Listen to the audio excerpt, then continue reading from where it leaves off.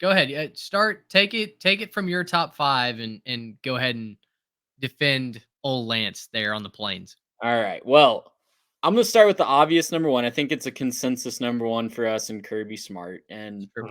we don't have to spend a ton of time talking about Zero Kirby. complaints. Yeah, we don't have to spend a ton of time talking about him because I think it's obvious.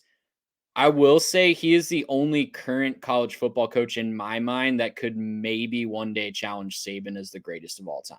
Just because Sure. of how young he's getting started. I think that's the only thing debatable about Kirby at this point. He's great. My number two is where I start to get a little spicy from you guys.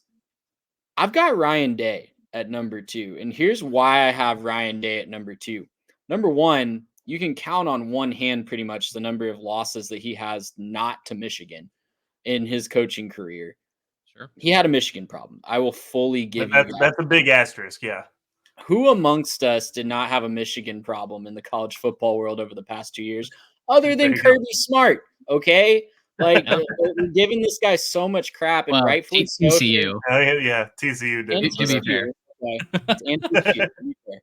But we're giving this guy so much crap for losing those 3 games, and rightfully so. You should, if you lose to your rival 3 years in a row, your fan base is going to start to question you. But I just want to tap the brakes, and I want to put him here because can you legitimately tell me on either of your lists, is there a guy on the recruiting trail or on the field in the fall that you would be more surprised if they lost a recruit or lost an individual game than Ryan Day? Other than Kirby Smart, Other than Kirby. Obviously, Kirby's in a Prob- league of his own Yeah. right now. Other than yeah. probably not. Probably not. So that's why I have him at number two, because legitimately for me, every time he loses a recruit or a game on the football field, it's a legitimate surprise. And I know you're going to throw this past big game back at me. Like you really were surprised for the third time in a row. It's still legitimately surprising with the talent that he has on the field. And if you put a better quarterback on that team, they have a much better chance to win. He didn't have the quarterback this year. I get it. There's a room to debate that he's not number two, and I get all the arguments. I really do, but the man is a missed field goal away from winning a national championship, and I don't think Fair. this is really much of a debate if that happens. I wonder if, obviously he's got the born on third And I get that. Like that's gripe a against legitimate him. concern, but I think he's done enough to fix his defense and get He just a has. more tough mentality on his team that I'm willing to be past that, me personally.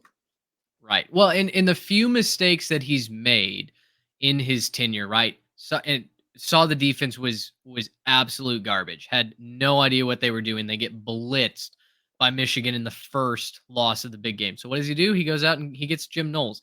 Suddenly the defense is one of the best in the country, right? Had a bunch of really good quarterbacks. Last year was a miss. Last year was a miss. So what does he do? He goes out into the portal. He gets Will Howard, who at least has the potential to be a very good, if not elite quarterback if he takes that next step. He's doing the right things. He's patching all the holes, right? We're bailing water out of the ship. I think it's going to be one of those things for Ryan Day that until he does it, until he's hoisting that trophy over his head on the national championship stage, there's always going to be this kind of negative aura around him that, yeah, but he has all the recruits, but he can't close. He has the ace coaching staff, but it doesn't matter, in that semifinal game, etc. I think he's just going to have to do it in order to beat those non-elite allegations, and those are probably fair, to be quite honest.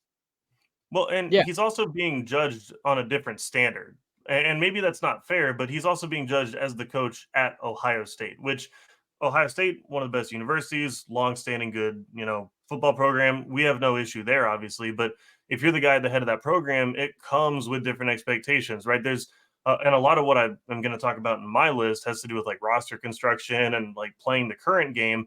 Ohio State does a pretty decent job at kind of recruiting itself. They've built such a great system that, all you have to do is just say, hey, Ohio State came knocking, and they're going to probably get, consideration for most of the top players anyways.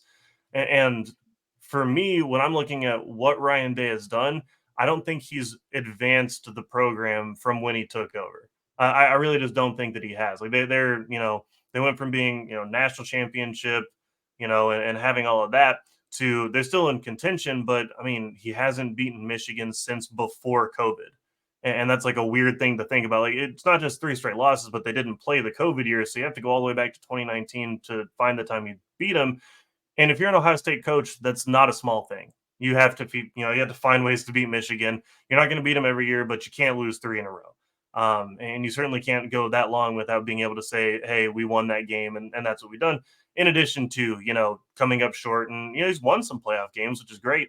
But coming up short, not quite getting all the way up there. And, he was a field goal away, but, ifs, ands, and buts are candies and nuts and stuff. So, I'm not going to play, the game quite there, because you could play that game for Mike Norvell and say, well, if his quarterback didn't get hurt, maybe they were the best team last year, would have had a chance to beat Michigan. There's a lot of sort of kind of ifs and should haves and maybes and everything else that we could throw into the list. And I'm not quite sure that I want to go there for all of those guys. But he's a great coach. I left him just off of my list. Yeah, and all those arguments are completely valid, and I definitely understand where they come from. I would just remind people that it's not always easy to sustain these great programs, right? How great was Florida State for the longest time, and then look at where they were until Mike Norvell picked it back up, right? How good was Miami for the longest time, and look at where they are. It's not as easy on paper as it is to sustain these generationally great programs. Ohio State might be on a different level than those two. I'm fully willing to concede that. But it's not as easy as it looks on paper, and that's all I'll say about Ryan Day.